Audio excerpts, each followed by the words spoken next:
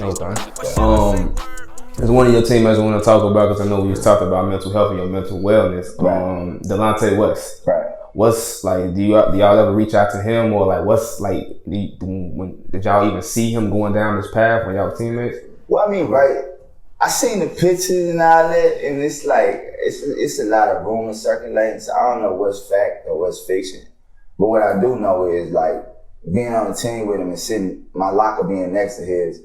He definitely had he was different. Mm-hmm. You know what I'm saying? But we was cool. And so I feel like while he was in the league, he had people to kind of monitor that and make sure that he was cool.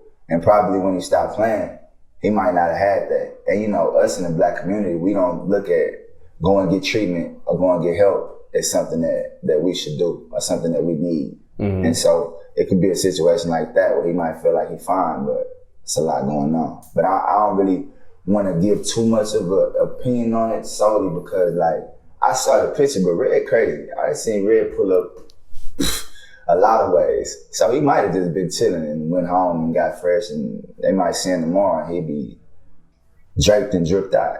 I don't know. Okay. Yeah, I had the streets be, with that whole locker room situation, I'm pretty sure y'all have heard some stuff when it comes to Delonte West.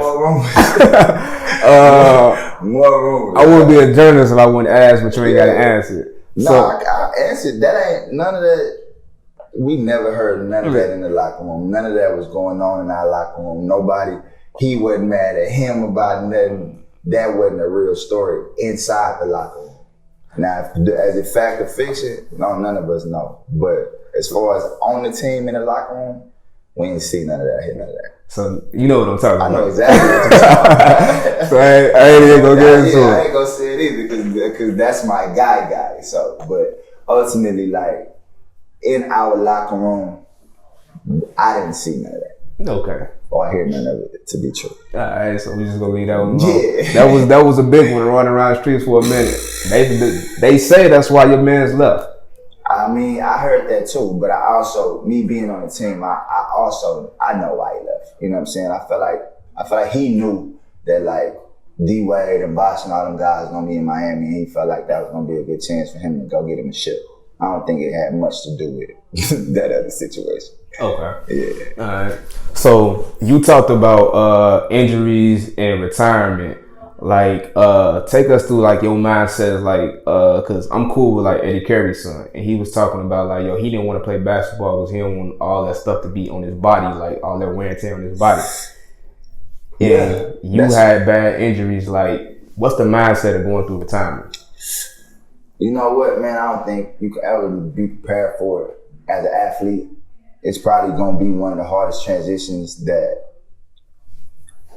every person that's an athlete has to make, solely because if you make it to that level, you've probably been gearing to make it to the highest level, whether that's NBA or NFL, your whole life. So all you know is basketball, football, and then at one point it's gonna end before everybody else is done with their passes in their career. It stops. Whether that's 34, for me it was 28. For somebody else it might be 36. It's gonna stop. Basketball, you can't play forever. And it's a real adjustment that you have to go through. It's almost I can't even, just getting, I wanna say just getting out, but that's pretty extreme. But you really have to adjust and learn a whole different way of living because everything that you've been doing before that has been so programmed. You wake up and you go practice and you go ball and you go do this and then it's a wrap. And so when that's done, you have to come up with a whole new discipline to be able to get things done. And I think a lot of guys struggle with that when they done playing because sports before that time was probably your whole life. Did you ever find yourself going through some type of depression when you retired? I went through one of the darkest depressions because I've had moments where I felt like I was lost when I was growing up. But once I broke my foot, and I realized that I might not ever be able to do it again. And no matter what I tried to do, I still couldn't do it because I would hurt something else. I think I went into a really dark place because I just didn't want to go out like that as an athlete. I was just you work too hard to go out because of an injury. But the more I sat and the more I thought about it, I realized like there's some things in life that you just cannot control. You cannot control some things that happen to you, but you can control how you bounce back and how you deal with them and where you go from there. And so once I flipped my perspective in my mind as to like, bro, you capable of a whole lot. Like, get off your ass and get out here and get it done.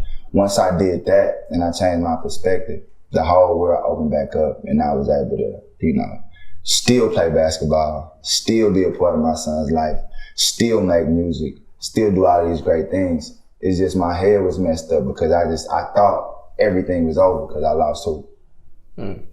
So I noticed you said you got a good pen game, right? So outside of music with the pen, do you feel like because I feel like a lot of young artists and a lot of athletes need to know some of the things that you've been through and things that you experienced. Right. Do you ever see yourself transitioning that into like film? Absolutely, man. I feel like I want to write a lot of different material that could possibly help somebody or use some of my experiences to uplift and inspire. I feel like that's why I was put on the earth to do those things. And so whether that's whether that's writing something about a mental health deal to where somebody can see it and feel like it's possible to make it out, or anything. My brain goes everywhere when it comes to that pen, but I definitely want to use that as my platform moving forward to just shed light, man, and show love and be inspirational out here. Okay.